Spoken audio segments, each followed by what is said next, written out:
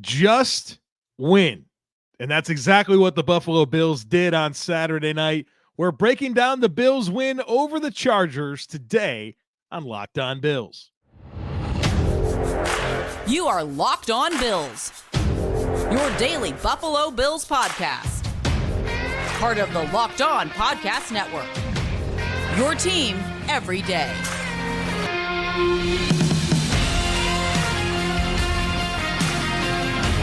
What's up, Bills Mafia? It's Joe Marino, author of Go Bills and Buffalo's Run, also the co-host of the Locked On NFL Scouting podcast, and I am your host of Locked On Bills. Want to thank you for making Locked On Bills your first listen every day, and a big welcome and shout out to our everydayers. You know who you are. Those of you who never miss a single episode, I appreciate y'all being here very, very much. I'd also like to invite you to subscribe or follow for free on YouTube or wherever you listen to podcasts. We're part of the Locked On Podcast Network, your team every day. Happy Victory Sunday to you. The Buffalo Bills defeated the Los Angeles Chargers 24-22 and improved to 9-6 on the season. Folks, it wasn't pretty. It was a dogfight until the end, but at the end of the day, the Buffalo Bills won the game, and that's what matters more than anything. We talked about how there were some strange dynamics in this game. The Chargers played on Thursday the previous week. They had a rest advantage, while the Bills were on a short week on the road with a cross-country trip. We also talked about how the Chargers would probably get some juice in the aftermath of firing their head coach and getting embarrassed in primetime in their last outing. We talked about the unscouted looks the Bills would face in this game, and all of those factors contributed to what was a challenging win and a fight until the very end for the Buffalo Bills. The Bills fell behind 10-0 in this game before scoring on back-to-back touchdown drives to make it 14-10 in the second quarter, and then you're just kind of waiting for the Bills to take complete control of the game, but it never happened. There were some costly turnovers along the way that kept the Chargers in it. I mean, the Bills are -3 in turnovers in this game, and teams that are -3 in turnovers across the history of the NFL win only 5% of those games. The Bills overcame it. They got a critical win, and they inch closer to making the playoffs and having a real shot at winning the AFC East for a fourth consecutive season. The Bills, in fact, control their own destiny in the playoffs. Crazy that the Bills have climbed their way back into this thing. And when you consider this win, and we'll get into all of the details here, I think it boils down to these critical factors. You had some crazy vintage Josh Allen plays in critical moments. Gabe Davis, 5 massive sacks on defense, including the game sealer, courtesy of Ed Oliver's second sack of the game. Sam Martin doing an elite job of punting and then holding the Chargers to 5 field goals and keeping them out of the end zone. I want to attack this conversation. I want to examine the individual phases of the team and just kind of assess what I saw and talk about the most important takeaways from each component. And I want to start with the passing offense. Josh Allen in this game going 15-21, 237 yards, a passing touchdown, an interception, and 2 rushing touchdowns. It wasn't a super clean game from Josh Allen, but there were some crazy good moments. We'll talk about them, but shout out to Gabe Davis. Led the team with 130 receiving yards on 4 catches with a touchdown. And Gabe needed a game like this. He's been really quiet down the stretch, as we've talked about, for the last 6 games, no touchdowns, or no catches. No catches in 4 for the last 6 games. But he comes through in a big way against the Chargers in a game where they needed every bit of what Gabe Davis had to offer them. He was huge in this game. Credit where it's due. Khalil Shakir targeted 3 times in the game. 3 massive catches for 45 yards. The last 2 were huge third down conversions. So Josh Allen, as I mentioned, had some crazy good moments. The 57-yard touchdown pass to Gabe Davis was incredible. It sparked the team. It was a one-play drive when the Bills needed it badly. Josh Allen rolling to his right. Gabe Davis is being covered by a linebacker, Kenneth Murray. Gabe's able to get vertical separation. Josh puts it out in front of him. Good extension for the ball and good finish. Gabe had to still finish that play by catching it, but also dealing with some contact. And he was able to score. Huge play in the game. I thought on the third touchdown drive after the interception, so Josh Allen threw the interception, hit Gabe Davis down the left sideline. That 42-yard connection was a dot of a throw from Josh. Good catch from Gabe Davis. And 3 plays later, Josh Allen punches it in with a rushing touchdown. And then you go to the game-winning drive, and I thought Josh Allen made 2 special throws on that drive that are really, season-saving type throws. The 3rd and 8 to Diggs for 11 yards, tight window throw. I'm watching the play. They sent both linebackers, and I'm thinking, okay, middle of the field's going to be open. And Josh is throwing outside the numbers right up against the sideline. He's got very small amount of space to fit that ball, and he does. And Steph Diggs makes the catch, 11 yards on 3rd and 8. And then, of course, the 3rd and 4 throw to Khalil Shakir, facing tons of pressure. Josh is pretty much just bailing the pocket and throwing it up, fading back. He gives Khalil Shakir a chance, and he's barely down on the play. I think it kind of worked out that he was down and didn't score the touchdown. Of course it worked out. The Bills won the game, but that could have been a touchdown pass, obviously. So some really, really high-level, huge moments, clutch plays from Josh Allen. And there was obviously some shaky moments as well. I still think there's something wrong. There's some challenges when it comes to getting Stefon Diggs involved in this offense. Now, he led the team in catches with 5. He had the most targets with 8, but it's just not clicking, right? We know what it looks like when it's clicking. It's not clicking. And there were some misfires early in the game from Josh. The interception was terrible. 2nd and 7 from your own 13-yard line. You're rolling to your right, and you're throwing back across the middle of the field, across your body, way down the field. That's just not smart. And the reality is, Diggs had the route one, but it just wasn't the right throw at the right time. It was too difficult. You're rolling to your right, you're throwing back across your body to the middle of the field that far down. Not a lot of good things that can happen unless you can get just crazy air into the ball, and he didn't. He underthrew the pass and it was picked off. So, yeah, you had some shaky moments, but you also had some really good moments, game-winning moments. But I'm looking forward to this offense, this passing offense, having some precision and some sharpness to it. I still don't feel that way. Again, some good moments here, but you're talking about this team going on a deep postseason run. I want to see this a lot cleaner in the passing game. Josh Allen, 3 touchdowns. We're going to get to some of his milestones here later in the conversation. Did some really, really good things out there. But my confidence level in this passing offense is not high. Even the Chargers blitzed the Bills a lot in this game. There's free runners. Josh had to deal with some of that pressure, made some plays in those moments. But I know the Patriots next week. You knew that the Chargers were a top 10 team in terms of blitz rate in this game, entering this game. You knew they were going to be aggressive with it, and it's going to be the same story next week against the Patriots. So I think some of this protection stuff, free runners, dealing with it, and then being precise with throws and catches, still looking for that to come together, but obviously did enough to win in this game. Josh was only sacked once. He was hit 2 games in the game, but again, there was some pressure. There were some free runners that he had to deal with. And then, of course, the offensive line got hit with some penalties that were just massive killers. 2 Mitch Morse holding calls.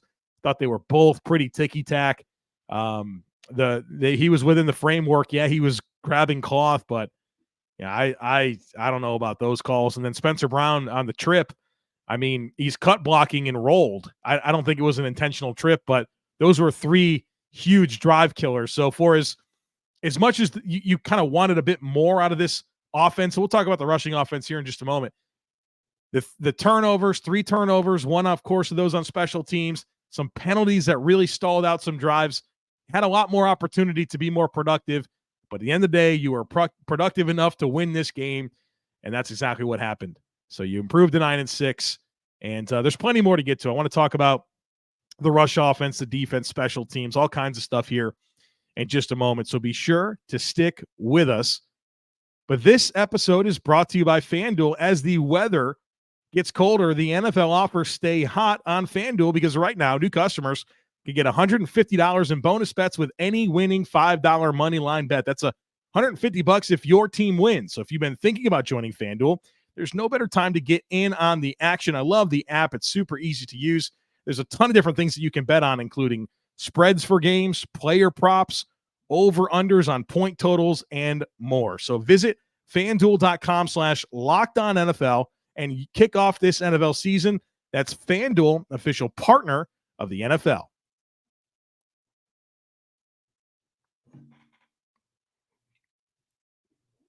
All right, folks, let's talk about this rushing offense in the game. And obviously coming off of a huge performance against the Dallas Cowboys, the Chargers were definitely prepared for the run game. And not that the Bills' rushing offense was bad in this game. It just wasn't necessarily as dynamic as we saw really in the past few games. 30 carries in the game, 105 yards, 2 Josh Allen rushing touchdowns.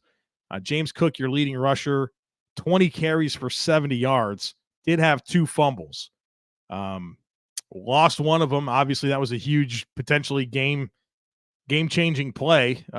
Bills were able to overcome it, but a couple of fumbles for James Cook in this game. And I think what is good this time around and different than other James Cook fumbles is that the Bills went right back to him, right? I think you're kind of past the growing pains and punishing guys. Like, it's crunch time. You got to have your best players on the field. So it was nice to see him bounce back, but you got to take care of the football, right? There's been some games this year, Philly, Denver, this one, where ball security was an issue for James Cook, and it can't happen, right? He's got to clean that up.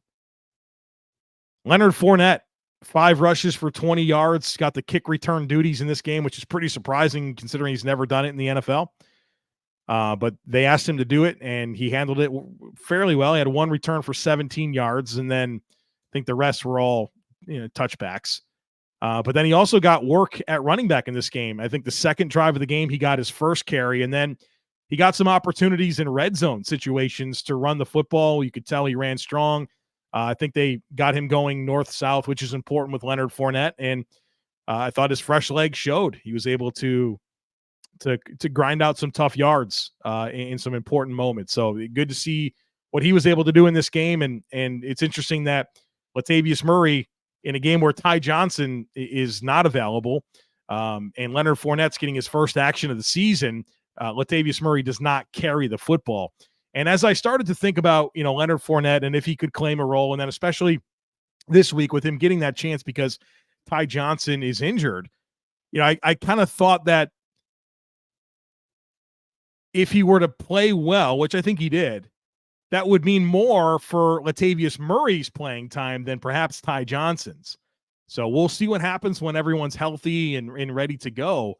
But it seems like the Bills have some good running back depth, and I'm curious to see what type of opportunities exist moving forward for all of them, right? I mean, you expect James Cook to kind of be the guy, but after him, how do they distribute that workload? It's going to be something interesting to pay attention to. Also, when it comes to these running backs, kind of interesting, no targets at all to them in the passing game. And I think you saw the Chargers be more intentional about covering running backs out of the backfield in this game. I'll be curious to see what the All-22 has to say about that, because throwing the ball to running backs really since Joe Brady has taken over this offense has been a staple. You've seen production there, and then they didn't even have a target in this game. So I'll be curious to see what they did to try to take that away, or if the Bills just didn't do it and it was available to them. Overall, offensively in this game, 24 points, 16 first downs. That's a pretty low number. You like to see the Bills over 20 first downs. 5 of 10 on third down. It's good to be 50% there. 335 total yards. And keeping in mind, you took a lot of opportunities for yards away with all 3 of your turnovers, right? I mean, that James Cook fumble was the first play of the drive. Second play of the drive was the Steph Diggs, or the interception thrown to Steph Diggs. And then, of course, you take away an entire drive by fumbling a punt return. So yeah, there's more chances for offensive production, but you gave away 3 possessions, and that's going to take away from your output. 335 total yards, 230 passing, 105 rushing, 2 of 3 scoring touchdowns in the red zone. Great job there. The third one was the game-winning field goal. You got down there and didn't score a touchdown. So great job handling the red zone. And you started with 3 straight punts. You really came out of the gate slow. But then from there, it was touchdown, interception, touchdown, punt. And that was the drive where you had those massive back-to-back penalties to Spencer Brown and Mitch Morse when you had converted first downs on both of those plays that got taken away from you. Then you had the James Cook fumble, and then, of course, the game-winning field goal drive. So you settled in. It started hard, but then you settled in and did some good things, minus, of course, the turnovers. All right, let's talk about the defense. And I think the story here for the defense was they did a good job of limiting the bleeding, whether that was bad positions that they were put in or when they did give up some plays, kind of, tightening the screws and getting out of drives by giving up field goals and not touchdowns.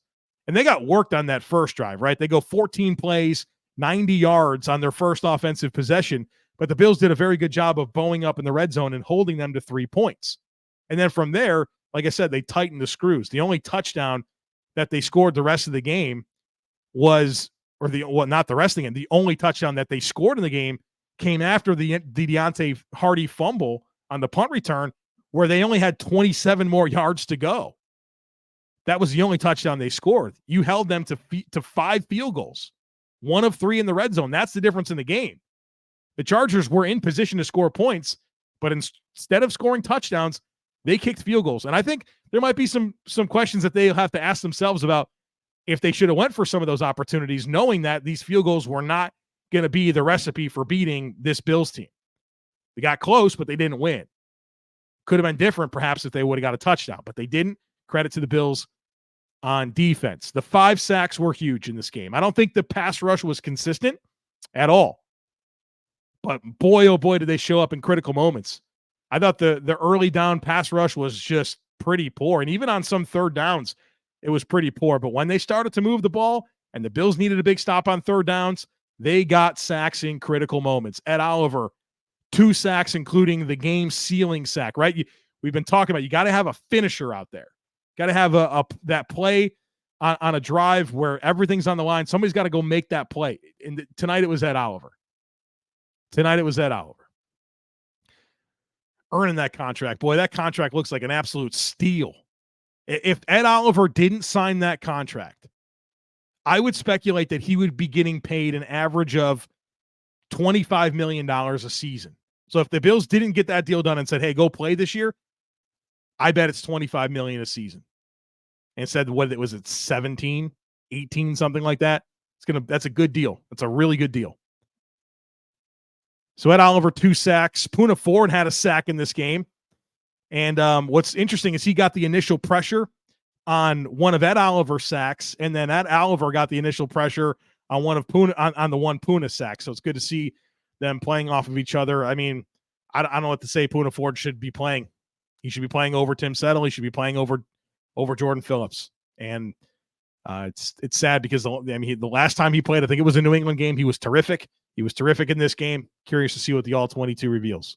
Rasul Douglas with a huge sack on third down. Terrel Bernard with a huge sack on third down, and good pressure calls by Sean McDermott in both instances. Teron Johnson, 2 massive pass breakups, and one of those was a middle of the field type situation where the Bills sent both middle linebackers. There was tons of space. Taron came up with a huge pass breakup. Cam Lewis and Tyrel Dodson with massive tackles for loss. So you didn't get a turnover in this game, or you didn't get a takeaway, but you still made some really big time splash plays that were all very important in winning this game. So at the end of the day, the defense gives up 22 points, 18 first downs. Did a great job, 4 of 14 on third down. That's very good. 273 total yards, 175 passing, 98 rushing yards. That's very good. I saw this tweet from Howard Simon, and I thought this was a good way to kind of just boil down this entire defensive conversation. This is what Howard said. LA had a 14-play, 90-yard field goal drive on their first possession, and then they had 10 more drives over the rest of the game and were held under 30 yards on 8 of those 10 drives. So there were times where it felt like Easton Stick was finding space. They certainly had some creative run looks where they got some production. But at the end of the day, the Bills really did limit it. They scored on a short field. You turned it over twice, 3 times really. So probably deserved a little bit better fate defensively. You won the game. That's all that matters. Special teams, Deontay Hardy fumble, not horrible, right? You can't have it. That's why I talk about with returners. It's not so much the explosive returns that I think everybody loves. I love them too, don't get me wrong. But the most important thing is ball security and decision-making. And ball security was an issue there for Deontay Hardy. And it cost the Bills big time. Could have cost them the game. They survived, but a massive blunder. Tyler Bass, 1 of 1 on field goals, including, of course, the short game winner. And 3 of 3 on extra points. So perfect night for Tyler Bass. And then Sam Martin was awesome in this game. Awesome. 4 punts, 3 of them inside the 20. And I think all 3 of those were inside the 10. And then the one that wasn't inside the 20 was when he was backed up against our own end zone and got a boomer. I think it was a 58-yard punt in that situation. So Sam Martin has not been consistently great this year, but he was consistently great in his opportunities against the Chargers and is a huge part of this win, in my opinion. All right, so I want to talk about some notable milestones that the Bills achieved in this game, have a big picture conversation, talk about my predictions all here in just a moment. So please stick with us. But folks, you shouldn't have to worry when you're trying to buy tickets for your next big event. Well, Gametime is here for you, and it's the fast and easy way to buy tickets to all the sports, music, comedy, and theater events near you. They have killer deals on last-minute tickets, all-in prices, views from your seat, and a best price guarantee. I mean, simply put, Gametime takes the guesswork out of buying tickets. The app is awesome, super easy to navigate, and they give you these flash deals. I love it. Sometimes I just log in to see what flash deals are available to me. And I also love that they send the tickets straight to your phone. So if you buy tickets, you don't have to dig through emails to get your tickets. They send them right to your phone. So snag the tickets without stress with Gametime. Download the Gametime app, create an account, and use code LOCKEDONNFL for $20 off your first purchase. Terms apply. Again, create an account and redeem code LOCKEDONNFL for $20 off. Download Gametime today. Last-minute tickets, lowest price, guaranteed.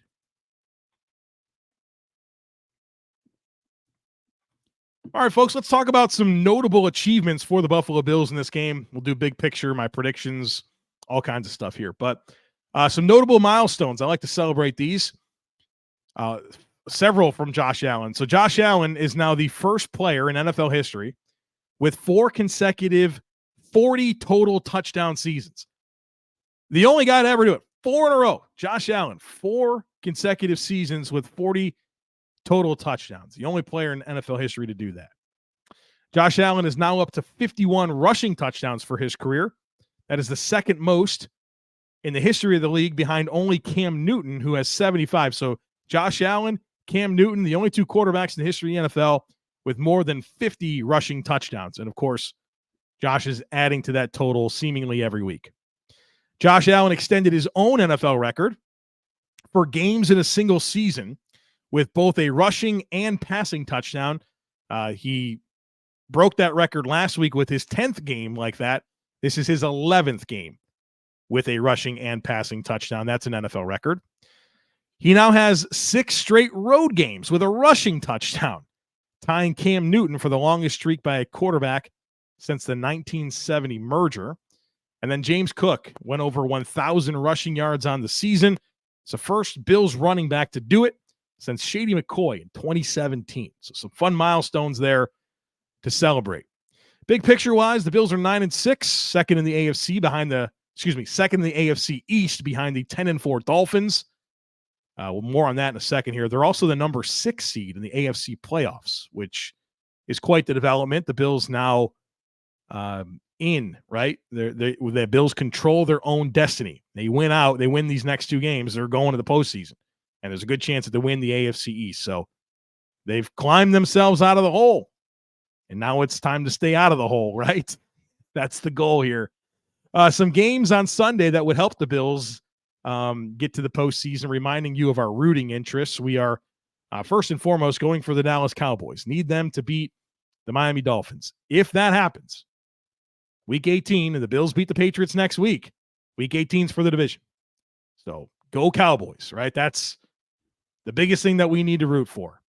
If Miami beats Dallas, well, then we need them to lose to Baltimore next week for the Bills to have a chance to win the division in Week 18.